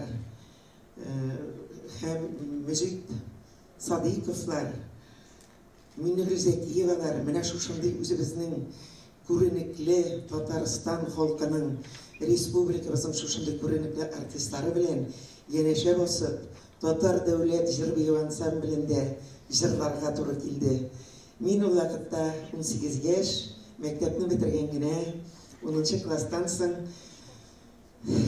Qozonga o'qirga deb keldik bit endi. Men albatta Tatar tili o'qituvchisi bo'lib xayollanib kelgan kishi. Biz ishroqli ravishda to'g'ri keldi biz o'zimizning bir tug'anlarımizda ko'rinekli mana shunday kishilar bilan o'tirga meni jırlattılar endi men kichkinadan jırlarga yarata edim. Meni shulay ettirib olib ketdilar. Jir biyu ansamblida ishlayli ayda biz seni bilan o'qirsin deb. Mana meni shulay ettirib ishroqligina Mahmud Nig'matjonov degan endi siz bilasizdir ko'rinekli mana bizning shu san'at ishlikasi mana shu kishining taqdimi bilan men yosh qiziqtirganlardir endi Elfiya Zadovalar bilan Ilham Shakirovlar bilan mana yurib qoraladi endi chunki meni bitma konservatoriyaga o'qirga istaganlar edi. Men konservatoriyaga boruv turunda boshimda da yo'q. Avul bolalari, avul qizlari birinchi topqir Qozonga kelu shulay bit endi. Mana shulay etib, mana bugun bizning aramizda Lima xanım, hürmetli Lima xanım oturup tura. Ul bizim yetekçi, ul vaqtda Venera Gereyeva Hasanovna. Mena bik şokatqış bo'ldi endi u. Artistlar arasında bütünüsü. Tohir tiri artistlarni ko'rib yurdik. Bola bitelim bir qaraganda 18 yosh. Alardan biz bitgende bik hürmetli kishilar etib qarab terbiyalangan, o'rgangan. Hem endi mana men Nefise Vasilova bilan eretden biz Alp partiyasida bosib turaydik, jag'laymiz endi. Men alardan o'rganam, alar meni o'rgatdi. Mana shulay ettirib, menga alar bilan ishlarga to'g'ri keldi. Hem endi biz gastrollarga da birga chiqdik. Birga chiqqan vaqtda da alar bilan aning bilan bir kupelarda turgan vaqtim bo'ldi. Biz Krasnoyarskiy Sibir yog'inda bo'ldim men u vaqtda alar bilan butun Sibirni yurib qayta turgan gastrollarda qatnashdim. Hem rayonlarga chiqqan gastrolda biz endi Ko'kmarada aning bilan birga 10 kun bo'yi avullarga chiqqanda, rayonlarga chiqqanda gel mana menim bilan kiraydi ul kvartirga, yasharga, gostinitsaga da mana shulay etib men shunday baxtga da erishgan kishi. Aning bilan birga sirlashib, birga suylashib, tunlar bo'yi konsertlardan so'ng konsertda hatto kunduz yo'l idamiz biz. Kunduz endi biz qo'yda quyoshga qismirga boraydik, qo'yda suv quyunirga gel mana shulay birga yashadik. Ul o'zining turmushi turunda menga bek ko'p istaliklar söyləydi. Mening uli turunda da mana u vaqtda söyledi endi. Uli ele kichkina edi u vaqtda. Mana shulay etib shunday mashhur jırchilar, shunday mashhur sahna stolari bilan o'zimizning Tataristonimizning shunday sahna stolari bilan artistlari bilan işlerge doğru geliyor bilen, alar bilen yeneşe birge yürüyüm bilen, onlar arasında buluğum bilen min bik gururlanam. Bu benim için bik yoktu istelik. Andan min koyup gittim özümün rayonuma.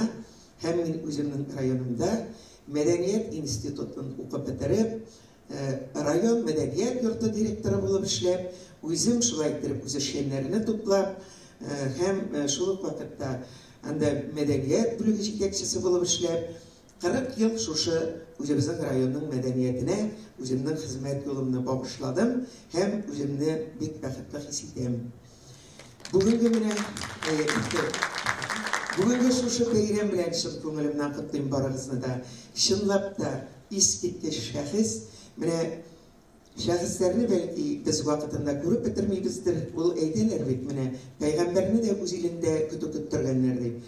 Şunun gibi, bunlar indi, nefiseler gibi, bizim Tahir Yakupovlar gibi, alar şuşu ilham abiler bilen birge işlep, birge hizmet etken kişiler, bu vakitte bit.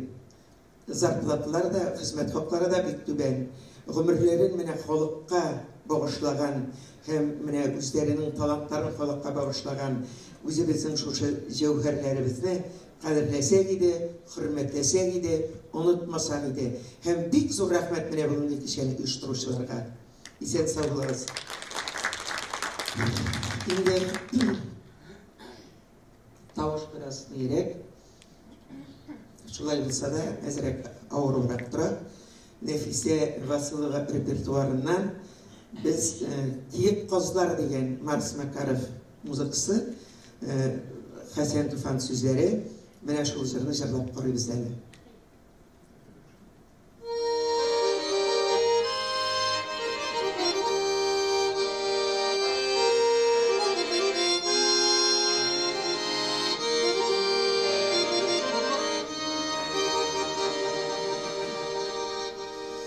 Yağmurlarda, dağlarda, yağmurlarda, jillerde, kiyik kozlar, kıyıldaşlar,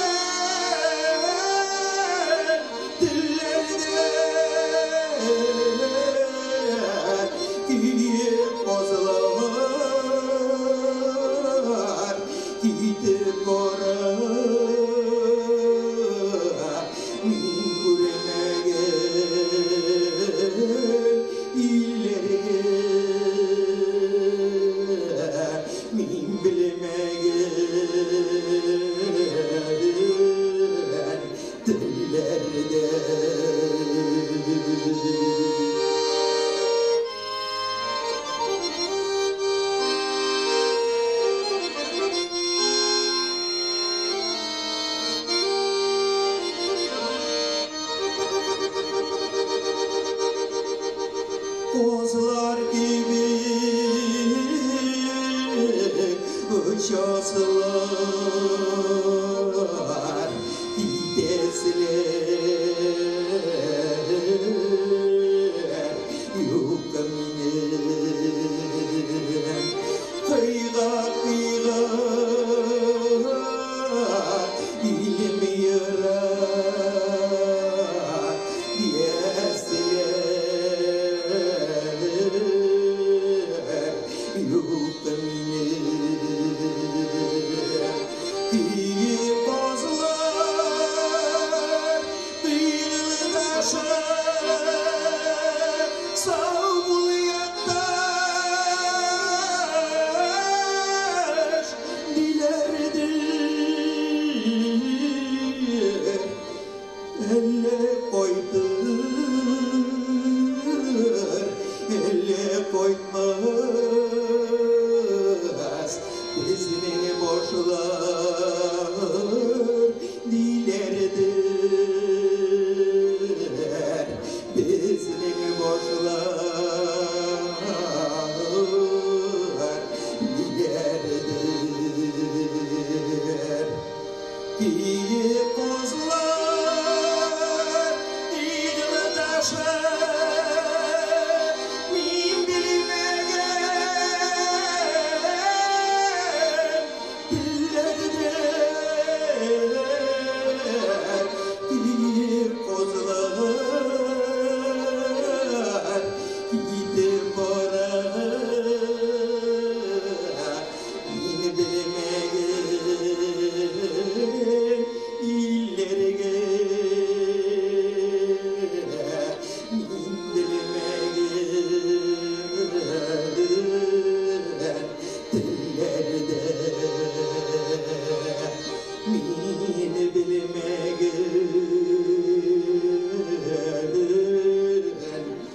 dillerde min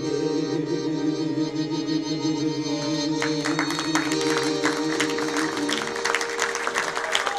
Татарстан'ın kazangan artisti, Татарстан'ın kazangan medeniyet hizmetkari Gülnazire Talipova, boyunda İlfik İslamov.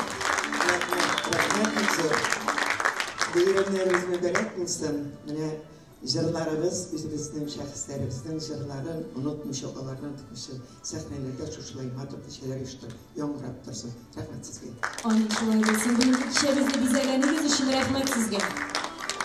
Nefise Vasilova g'odigina kishi tug'ildi. U ko'p siylashmay, bek jiddiy kishi. Sahnaga chiqib birgina jir-jirlasa-da o'zining chiqishina bek uzoq azirlanadi.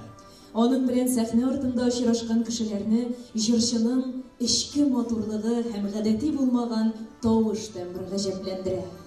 So'z Kirashinlarning Barmanchik davlat folklor ansambli solisti, Tatariston Respublikasining ot qozongan artisti Yelena Grigoryevaga beriladi. Rahim etamiz.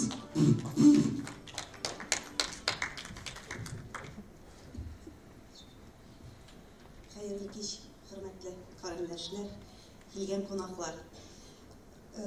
Nefise Vasilova o'zibizcha aytsak, Noshtuk Tuti bilan uchrashuvimiz, birinchi tanishuvimiz bizning student vaqtda bo'ldi. Kirashinlar orasida uyushtirilgan bir zo'r konsert edi u. Shulay sahna, menda sahna ortida bosib turam, artistlar o'zaro o'ynab, kulib, siylashib yuradilar. Avul akringina o'z kuyini hamon kuyni o'zligidan jırlab basib tura. Bir kimga bir kelib Noshtuk, Mixail deb turtib ketuvchilar bor. Hallaring nechib, evet, deydi, hamon shulay o'zining chiqishini azirlanib turganina bir shoq qatgan edi. Men aytam, shu shunday buyuk ijrochilar da shulay turib qo'rqalarmikan deb sahnaga chiqqanda deb. Ham ul izdirib jırlaydir ya. Tenler shimirlab qos tenlere шыға тұрған жырлары her birisi mine qo'ysang gana tinglasang da. Radiodan tinglagan vaqtda Nafisa Vasilova deb eshitgach, biz albatta Nafisaga iyalashgan bir avdiki tuti kirdi da, o'zi bizning avulda mine dey, bu bitti Kirashin xotini dey. Onun bitti ismi Noshta dey, Noshtuq ekan dey. Biz shoqlar qotgan edik. Endi de hozir onun mine yozmishi теге укымаган җырчы дип үзенең җыр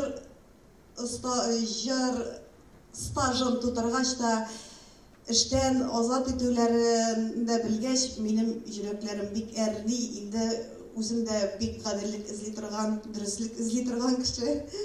Шуңа күрә менә җылый-җылый яздым бер шигырь. Җырчы Наштук дип атала.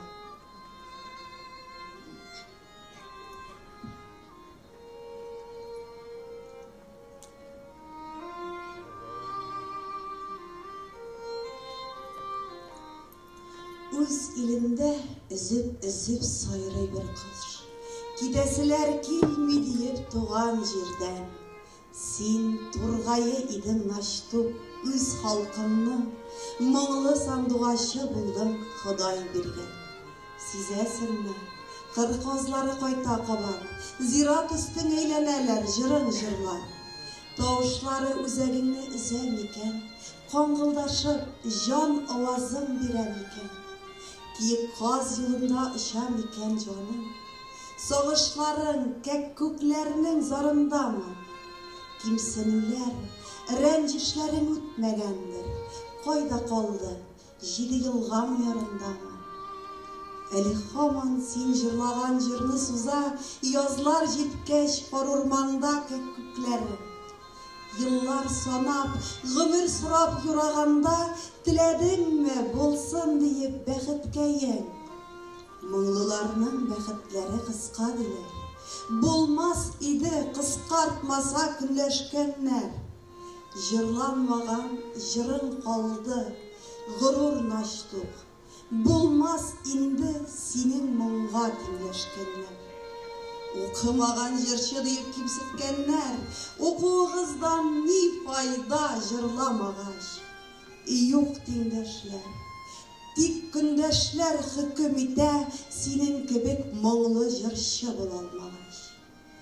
Сагынадыр дәртләвең, гөл җамалың, беләсең бит, җырларның үз җаны барын.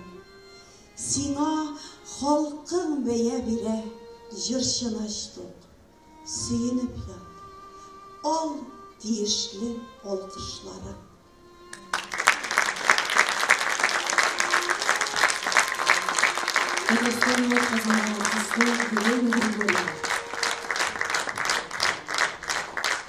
Хәзер сүз Казансу ансамбль солисты Мария Михайловна Семеновага бирелә. Рәхим итегез.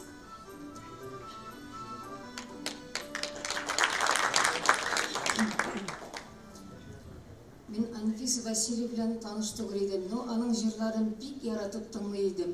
Аның бигрәк тә киек казлар җырын. Аны дулкынланмыйча тыңлап булмый иде. Аның белән танышырга туры килде Алабугага барганда.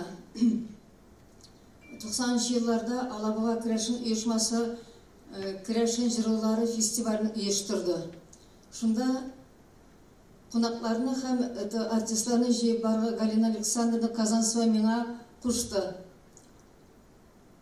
Настяны эзләп киттем, квартираны таптым, звонок бирәм.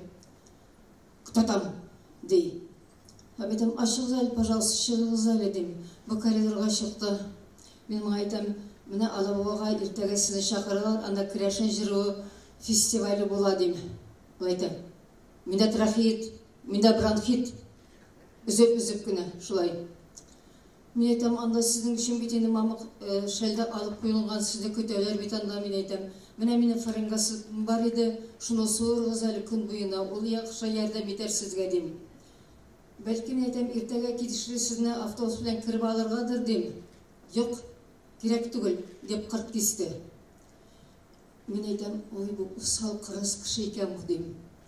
Иртәгесе көнне Горький паркы каршысында Туфан Миннуллин, Геннадий Максимов, Георгий Ибушев көтеп торабыз, бу киләме, юкмы дип. Бераз көткәннән соң Георгий Ибушев әйтә, әнә Наштук килә ди. Эшкә җылы киреп китте. Автобуска утырдык, китеп бардык. Анда Григорий Радионов та бар иде, Гәрәй Рәхим. Ул юл буена кызык хәлләр, анекдотлар сөйли башлады.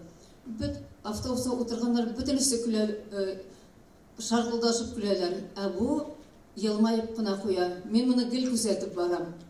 Алабуға жеттік. Гостиницаға бізді алып бардылар.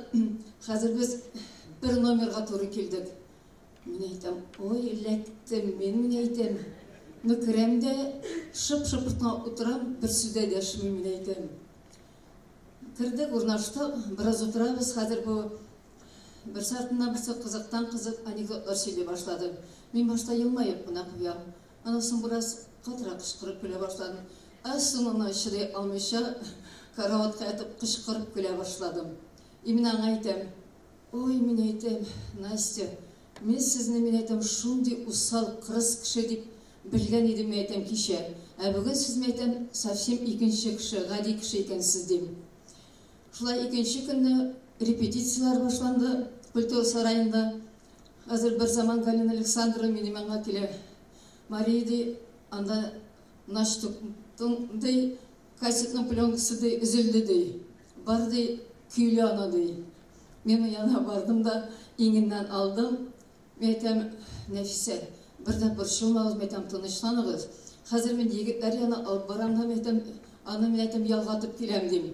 Шынлапта анда бұлышып үйреші егіттер бар еді, барып, ялғатып келдім. Концерт бик яқшы өзді. Анда Раиса Тимофеева да жырлады ол уақытта. Шундан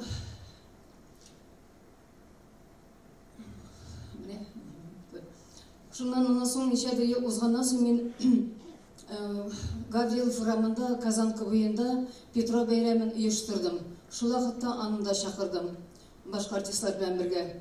Майдан ала жырладылар артистлар. Майдан таралғаннан соң біз әлі аларны шәйгә шақырдық. Шәйләп, сөйләшеп отырдық, ұзақ өйтіп.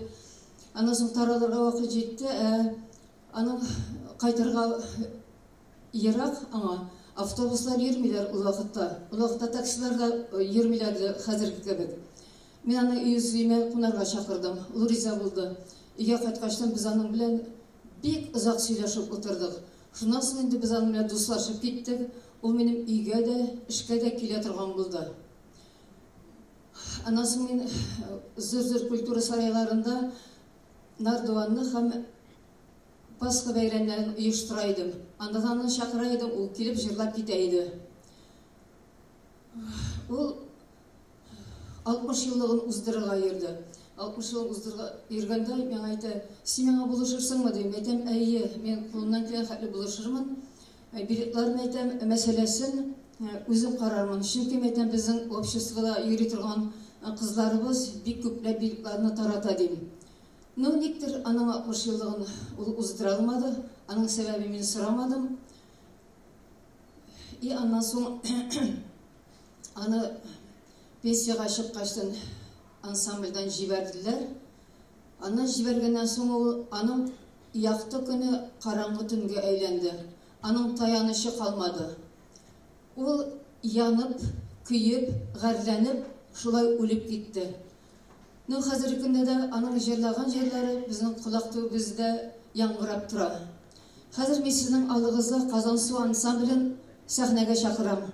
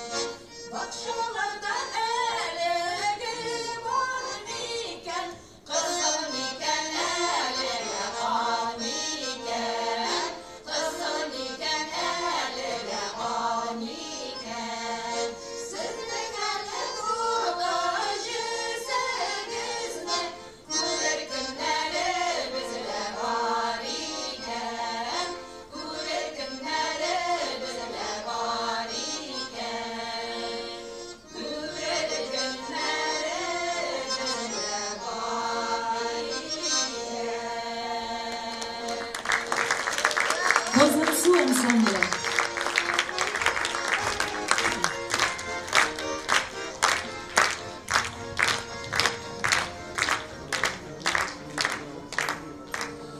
Нәфисә Василованың репертуарында аның үзенчәлекле тавышы, исеме белән ассоциацияләнәчәк мәңгелек җырлары бар.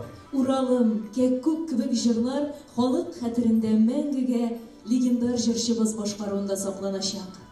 Сүз Альт партиясында бергә җырлау бәхетенә ирешкән хезмәттәше, Крәшен дәүләт фольклор ансамбленың сәнгать җитәкчесе, Татарстан Республикасының ат казанган сәнгать эшлеклесе, Татарстан Республикасының ат казанган артисты, бүгенге кичәнең сценарий авторы, режиссеры Кашапова Эльмира Вафичевнаға бирелә. Сезнең алкышлар.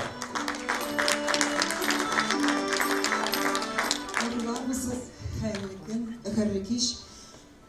Я уж по-русски буду разговаривать. Я никак не могу выучить татарский язык. Я все понимаю, но разговаривать не очень хорошо могу. Поэтому буду разговаривать по-русски. Сегодня, когда я... Не сегодня, а вот я уже, наверное, в течение месяца готовила сценарный план, сценарий памяти Нафисы Василовой. И я хочу сказать, что, наверное, я счастливый человек, что мне позволила общественная организация «Кряшин», Людмила Даниловна, вы позволили написать сценарий, подготовить режиссерские, пригласить артистов, потому что, наверное, мы работали в золотом веке. Вот как называют дискотеку 80-х, это золотой век. Вот я попала в ансамбль в 90-х годах, и я считаю, это тоже золотым веком ансамбля, потому что мне посчастливилось работать с такими корифеями, как Лим Галеевна Кустабаева, Венера Хасановна Гараева, Рылия Мамтхановна Гарипова. Такие корифеи в вокальной группе были. Нафиса Василова, Нагиль Закиева, Музик Садыков. Вот все они, да, это, через них я прошла тоже большую школу, вокальную школу. И, наверное, вот сегодня все говорили, какой красивый у Нафисы Апа голос. Да, действительно, у нее искренний голос. Такого контральта, да, наверное, вот редко встретишь. И Нафиса Василова я хочу немножко открыть с другой стороны. Она в душе была очень добрым и хорошим человеком. Мне тоже посчастливилось с ней заселяться в гостинице. Это было в Москве, и она, вот, ну я, конечно, тогда молодая девочка, я очень боялась, думаю, как такой старомодной артисткой меня заселяют вместе в гостинице. Когда мы заселились в номере, я села, сижу, она говорит, что ты здесь сидишь, давай-ка ты иди гуляй. Что ты, говорит, посмотри Москву, что ты здесь сидишь, что меня караулишь. Ну я говорю, можно что ли? Можно, я пошла. Ну, пришлось погулять до 3-4 утра. Когда я вернулась, Нафиса Апа на меня накинулась так, как мама. Ты где была? Ты почему меня не предупредила? То есть я хочу сказать о том, что у Нафисы Апа была доброй души человека она была. И, наверное, ее душа вот отразилась на мне, да, что 10 лет тому назад мне довелось проводить вечер памяти, тоже режиссировать. Вот здесь же, в Доме дружбы, тогда ведущим был народный поэт Гарай Рахим. И сейчас вот через 10 лет мне опять доверили вот эту вот, скажем так, работу. И, скажем так, 15 лет тому назад мне доверили еще руководить государственным фольклорным ансамблем «Кряшин» Бременчек, потому что Кряшины стали неотъемлемой частью моей жизни. Шулай итеп, хөрмәтле тамашачылар, кушылыгыз сәхнәбез түрендә Крәшиннәрнең Бәрмәнчек дәүләт фольклор ансамбле.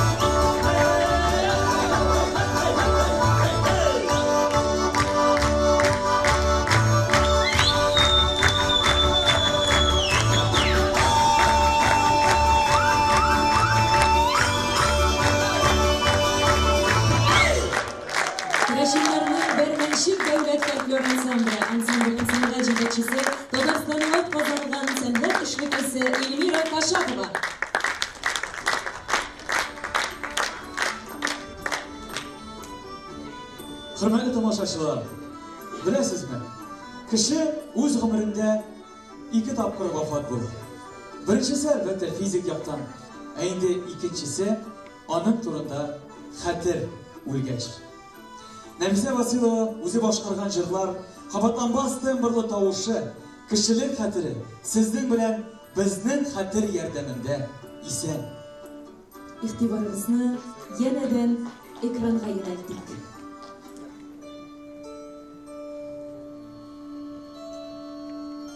Дәрәсә ямағына сөялеп, кешерешләр дәрьясы ішінде тибрәлгәндә, кинәт кенә күз аллары томалана башлады. Җиңелчә генә башы әйләнеп китте. Тез буыннары йомшаргандай тоелды. Ул әкрен генә ятагына таба борылды. Әнә, аның кроваты янында морҗага сөялеп, әнисе кәтеренә текти тора. Кулларын сузганда, кызына: "Наштугым, кызым минем, җырланмаган җырым, кил үземә", дип качып ала. Наштук бу авыруннан соң аягына кабат баса алмады. Бу 2006 ел иде.